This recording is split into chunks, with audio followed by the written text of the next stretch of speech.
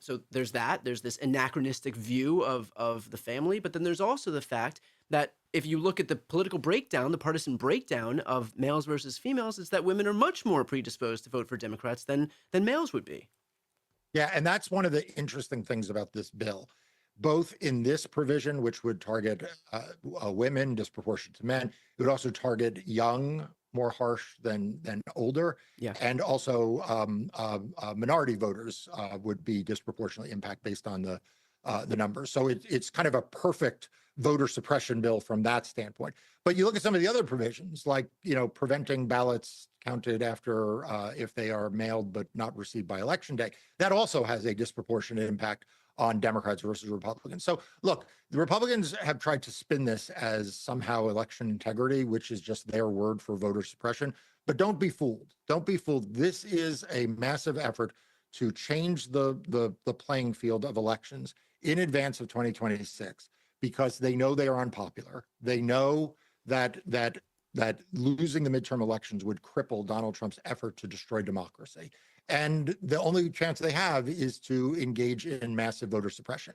And that's why this bill that you would not expect to be among the first pieces of legislation that think about it. You got tariffs. They're not doing any legislation about tariffs. You got all kinds of problems in the federal government now with the workforce and what DOJ has done. They're not doing anything legislation there. This is what they're doing because this is the thing that they think will keep them in power. Correct. Come 2026. But you know what? The bill's not going to pass the Senate, and we're already. My team is already fighting them in court over the executive order.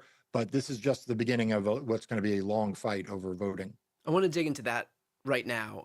The fact that your team is fighting them in court over the executive order.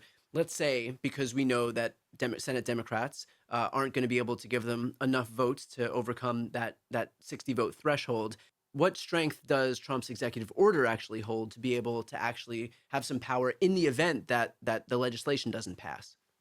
Yeah. So look, Donald Trump issued his executive order, I think, both because he doesn't think the legislation is going to pass, but also because Donald Trump is obsessed with election nihilism and voter suppression. Remember, you and I recently did an episode about an executive action that Donald Trump took against Chris Krebs for the sole offense on Mr. Krebs's part of having said the 2020 election was not rigged. Like, this is what Donald Trump is obsessed with. So that is why you see not just legislation, but executive orders. But as you mentioned, we're challenging that in court on behalf of the Democratic Party.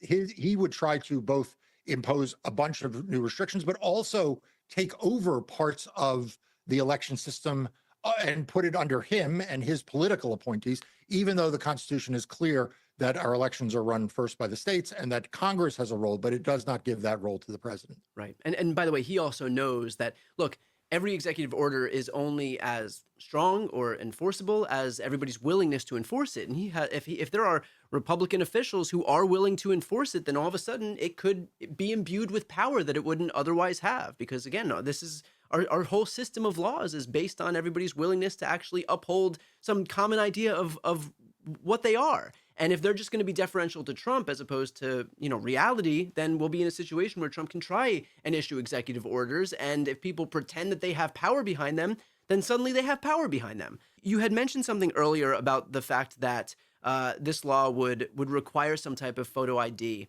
Passports are not free.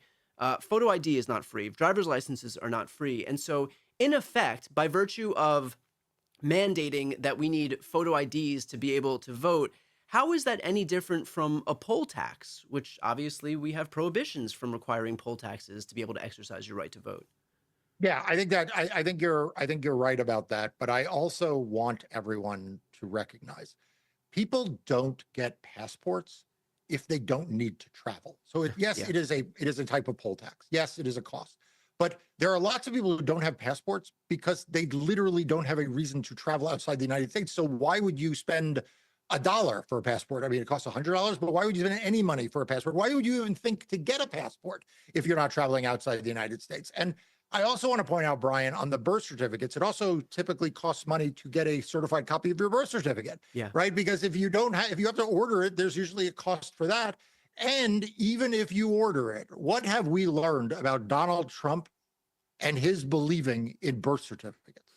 I mean, the man came to power over Right. over a lie that he told about Barack Obama's birth certificate. Right. So at And the end Barack of the Obama day, produced. he produced it. So at the end of the day, all you have to say is, okay, you went through all the steps of abiding by this law. You went and got a certified copy of your birth certificate. We just don't think that's real. Yeah, we That's don't think it. that's real. We don't think the passport's genuine. We don't think your passport was Right. rightfully issued. Marco Rubio decides, because he's the State Department issues passports. He doesn't think you should have a passport. I mean, this is the problem that I have with too many well-meaning Democrats and some independents is that we think the Republicans are on the level when they say, "Oh, just get a passport, just get a birth Right. certificate." Like, no, like they said, Barack Obama wasn't born in the United States. Of course he was. They proved it. Then he produced a passport, a birth certificate. You know what they said? Oh, we didn't mean that kind of birth certificate. We meant this other kind of birth Right. certificate. And the state of Hawaii is like, that other thing isn't even a birth certificate. Like, what are you talking about? We have produced the document that you required. No, So the goalposts will move until they are in the parking lot. And so I guess my question for you would be, is there a scenario in which you would be okay allowing for the requirement of some type of photo ID in the event that this law is preceded by a law, for example, that says, every American has to be issued a free form of photo ID? yeah, look, I think the issue with photo ID is that, again, the Republicans moved the goalposts. In the state of North Carolina, they instituted a photo ID law that essentially excluded university IDs, and then made, the University of North Carolina, which is a state-run institution, and therefore their IDs would be a government-issued ID, Yeah. made them jump through other hoops. You wind up with states that say, okay, you need a driver's license, but only a driver's license from our state. Right. I'm sorry, why would a driver's license from another state not be proof of identification? Yeah. I mean, in what other aspect of Right. our lives do we say, I guess you're I get you're completely right that if you give them, we already know that if you give them an inch they will take a mile, and so anything that they're doing, knowing full well that they're operating in bad faith, if you codify some of this stuff, that is a permission structure for them to say, hey, floodgates are open, let's move forward with any voter suppression efforts we can by chipping away at this thing that we now have broader permission to do. right. And I'll give you two more quick ones. So real ID, right? We're all about to supposedly have to have a driver's license that meets certain requirements. You know what they're going to say about that?